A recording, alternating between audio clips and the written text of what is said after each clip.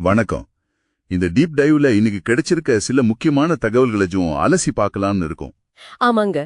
உடல் நலம் மனநலம் பத்தின டிப்ஸ்ல ஆரம்பிச்சு அப்புறம் நம்ம மாநில அரசியல் சில சோகமான சம்பவங்கள். ஆமா, கரூர் 800 பத்தி பேசணும். அப்புறம் தேசிய அளவுல ஆசிரியர் தகுதி தேர்வு, ராஜஸ்தான் போராட்டம், ஊபி இடுப்பு. சர்வதேச அளவுலயும் சில விஷயங்கள் இருக்கு. அமெரிக்கா விசா கொள்கை, மடகாஸ்கர், பிலிப்பைன்ஸ் நிலநடுக்கம், விளையாட்டு, வேலைவாய்ப்புன்னு நிறைய இருக்கு. கரெக்ட். நம்ம நோக்கம் என்னன்னா இந்த தகவல்களோட சாராம்சத்தை உங்களுக்கு வேகமா அதே சமயம் கொஞ்சம் ஆழமா புரிய வைக்கணும். முக்கியமா என்ன நடந்தது, ஏன் நடந்ததுன்னு பார்க்கலாம். ஆமா, வெறும் செய்தியா இல்லாம அதுக்கு பின்னால என்ன இருக்கு, அது நம்மளை எப்படி பாதிக்கலாம்னு பாக்குறது முக்கியம். சரி, எங்க ஆரம்பிக்கலாம்? முதல்ல கொஞ்சம் சோகமான விஷயங்கள்ல இருந்து ஆரம்பிக்கலாம். ஏன்னா அதுல பொறுப்புணர்வு பத்தின கேள்விகள் நிறைய இருக்கு. கரூர்ல நடந்த அந்த துயரம், தவக கூட்டம், மனசு ரொம்ப பாதிச்ச சம்பவம். 41 பேரு நெரிசல்ல இறந்துட்டாங்க. அது தொடர்பா தவேக தலைவர் விஜய் ஒரு வீடியோ வெளியிட்டிருக்காரு இல்லையா? ஆமா, பார்த்தேன். ரொம்ப என்ன சொல்றது, உருக்கமா இருந்துச்சு. தன்னோட வாழ்க்கையிலே இவ்ளோ வலிய அனுபவிச்சதில்லன்னு. ஆமா, பழி வாங்கணும்னா தன்னை தண்டிங்க, தொண்டர்கள் மேல நடவடிக்கை வேணான்லாம் சொல்லியிருக்காரு.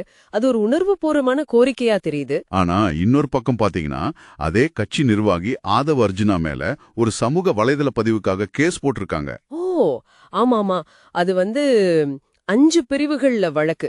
கலவரத்தை தூண்டுறது, பகைமையை வளர்க்கறது மாதிரியான குற்றச்சாட்டுகள். அவர் என்ன சொல்லியிருந்தாரு அப்படி?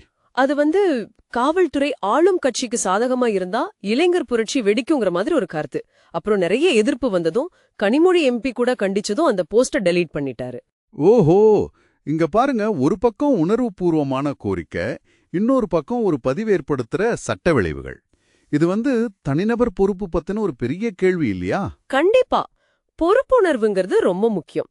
இதே மாதிரி இன்னொரு சம்பவம் எண்ணூர்ல நடந்திருக்கு, அனல் மின் நிலையத்துல. ஆமா, அந்த சாரம் சரிஞ்சு விழுந்த விபத்து தானே? ஆமாங்க, 9 வடமாநில தொழிலாளர்கள் இறந்துட்டாங்க. இன்னும் 5 பேரு நிலைமை கவலைக்கிடமா இருக்குன்னு சொல்றாங்க. பெரிய திட்டங்கள்ல பாதுகாப்பு எவ்வளவு முக்கியம்னு இது மறுபடியும் காட்டுது. நிச்சயமா. இது நம்ம ஊர்ல மட்டும் இல்ல, மடகாஸ்கர்ல பாருங்க, மின்வெட்டு, தண்ணீர் பிரச்சனைக்கு இளைஞர்கள் போராட்டம் பண்ணி அது வன்முறையா மாறி அதிபர் அரசியே கலைச்சிட்டாருன்னு ஐநா சொல்லுது. 22 பேர் பலியாம். பிலிப்பைன்ஸ்லயும் பெரிய நிலநடுக்கம், 26 பேர் பலி. இப்படி நெருக்கடிகளும் அதுக்கு எதிர்வினைகளும் எல்லா இடத்துலயும் இருக்கு. சரி, இது ஒரு பக்கம் இருக்கட்டும். சில கொள்கை முடிவுகள் எப்படி தனிநபர்களை பாதிக்குதுன்னு பார்க்கலாம். அமெரிக்காவோட H-1B விசா மாற்றம், அது என்ன விஷயம்? அது H-1B விசாங்கிறது அமெரிக்க கம்பெனிங்க வெளிநாட்டு திறமையாளர்களை வேலைக்கெடுக்க உதவுறது. முக்கியமா நம்ம டெக்னாலஜி ஆளுங்களுக்கு. ஆமா, இப்போ 2026 பிப்ரவரியில இருந்து இதுக்கு $1 லட்சம் கட்டணம் கொண்டு வர போறாங்களாம். அடேங்கப்பா, $1 லட்சம், பெரிய தொகையாச்சு. ஆமா, அமெரிக்க வர்த்தக செயலர் ஹாவர்ட் லட்னிக் என்ன சொல்றாருன்னா, கம்மி சம்பளத்துக்கு ஆள் எடுக்கிறது தடுக்கணும், லாட்டரி சிஸ்டம் ஒரு வினோதமானது, அதனால ரொம்ப திறமையானவங்களுக்கு மட்டும்தான் முக்கியத்துவம் தரணும்னு சொல்றார். ஓ, ப்ராஜெக்ட் ஃபயர்வால்னு ஏதோ சொல்றாங்களே? ஆமா, அது மூலமா அமெரிக்க ஊழியர்களோட நலனை பாதுகாக்க போறதா சொல்றாங்க. இது அப்போ நீங்க அமெரிக்காவுல வேலை வாய்ப்பு தேடிட்டு இருக்கீங்கன்னா இது உங்களோட போட்டி சூழல்ல மாத்தும் இல்லையா? கண்டிப்பா மாத்தும். இது திறமைக்கு முக்கியத்துவம்னு சொன்னாலும் கம்பெனிகளுக்கு இது ஒரு தடையா இருக்குமா, இல்ல நிஜமாவே அமெரிக்கர்களுக்கு உதவுமாங்கிறது ஒரு பெரிய கேள்வி. உலகளாவிய திறமையாளர் சந்தையில இது ஒரு பெரிய மாற்றம் பாருங்க. இதே மாதிரி தமிழ்நாட்டிலயும் ஒரு கொள்கை இழுபறி, ஆசிரியர் தகுதி தேர்வு, டெட் எக்ஸாம்.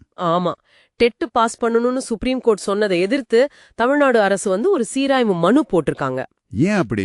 பல வருஷமா வேலை செய்யற டீச்சர்ஸ் இதனால பாதிக்கப்படுவாங்கன்னு அரசு சொல்லுது. இங்கேயும் பாருங்க, கல்வித்தரம் ஒரு பக்கம், பணியில இருக்கிறவங்களோட நலன் இன்னொரு பக்கம், ஒரு கொள்கை முரண்பாடு இருக்கு. சரிதான். இது தவிர்த்து புதுச்சேரியில ரேஷன் அரிசிக்கு போராட்டம். ஆமா, மாதர் சங்கம் காளி பானையோட பேரணி போனாங்க. ராஜஸ்தான் யூனிவர்சிட்டியில RSS விழாவுக்கு ஸ்டூடெண்ட்ஸ் எதிர்ப்பு. யூபியில ஒலிம்பிக் வீரர் வீடு இடிப்புக்கு கூட எதிர்ப்பு வந்துச்சே. ஆமா, மக்கள் அவங்க உரிமைகளுக்காகவும் அதிருப்தியும் பல வழிகள்ல காட்டுறாங்க. இதுவும் ஜனநாயகத்துல சகஜம்தான். சரி, இப்போ சில நல்ல விஷயங்கள், வாய்ப்புகள் பத்தி பார்க்கலாம். சொல்லுங்க. தமிழ்நாடு போலீஸ்ல BDDS பிரிவுல, அதாவது வெடிகுண்டு கண்டுபிடிக்கிற பிரிவுல முன்னாள் ராணுவ வீரர்களுக்கு கான்ட்ராக்ட் வேலை வாய்ப்பு வந்திருக்கு. Inspector SI head constable post. ஓ, இது நல்ல தகவல். கடைசி தேதி அக்டோபர் 31, 2025. அதுபோக கடலூர்ல மின்கம்பியாள் உதவியாளர் வேலைக்கு தகுதிகாண் தேர்வு டிசம்பர் 13, 14 நடக்குது.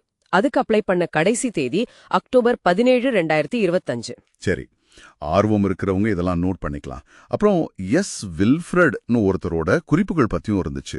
மலச்சிக்கலுக்கு மூலம் மன அழுத்தம், வர்மா புள்ளிகள், நல்ல உறவுகளோட முக்கியத்துவம் பத்தியெல்லாம் சொல்லியிருக்காரு. ஆமா, இந்த வேகமான உலகத்துல இதெல்லாம் ரொம்ப முக்கியம். ஆரோக்கியம், உறவுகள். கடைசில ஒரு ஸ்போர்ட்ஸ் நியூஸ். மகளிர் உலகக்கோப்பை கிரிக்கெட்ல மேட்ச்ல இந்தியா ஜெயிச்சிருக்கு, இலங்கைய தோற்கடிச்சு. ஓகே, அப்போ இந்த டீப் டைவ்ல நம்ம சில சோகமான நிகழ்வுகள், அது எழுப்புற பொறுப்புணர்வு கேள்விகள், அமெரிக்கா விசா மாதிரி பெரிய கொள்கை மாற்றங்கள், மக்களின் எதிர்ப்புகள், அப்புறம் வேலைவாய்ப்பு, உடல் நலம்னு பலதரப்பட்ட விஷயங்களை பார்த்தோம். ஆமாங்க, நிறைவா நீங்க யோசிக்கிறதுக்கு ஒரு விஷயம். தமிழ்நாட்டுல ஒரு ஃபேஸ்புக் போஸ்ட் சட்ட சிக்கலை உண்டாக்குது. அமெரிக்கா விசா கொள்கைய மாத்துறாங்க. ஆப்பிரிக்காவுல மடகாஸ்கர்ல இளைஞர்கள் போராடுறாங்க. ஒண்ணுக்கொன்னு சம்பந்தம் இல்லாத மாதிரி தெரியுது. ஆனா யோசிச்சு பாருங்க, இன்றைய உலகத்துல தகவல் தொடர்பு எவ்வளவு சக்தி வாய்ந்தது. பொருளாதார கவலைகள் எப்படி உலகம் முழுக்க எதிரொலிக்குது. பொறுப்புக்கூறலுக்கான கோரிக்கை எப்படி எல்லா இடத்துலயும் வலுப்பெறுதுங்கிற பெரிய உலகளாவிய போக்குகளை இந்த தனித்தனி நிகழ்வுகள் எப்படி காட்டுதுன்னு நீங்க யோசிச்சு பாருங்க. இது உங்களோட வாழ்க்கையை எப்படி தொடுது. அடுத்த டீப் டைவ்ல சந்திப்போம்.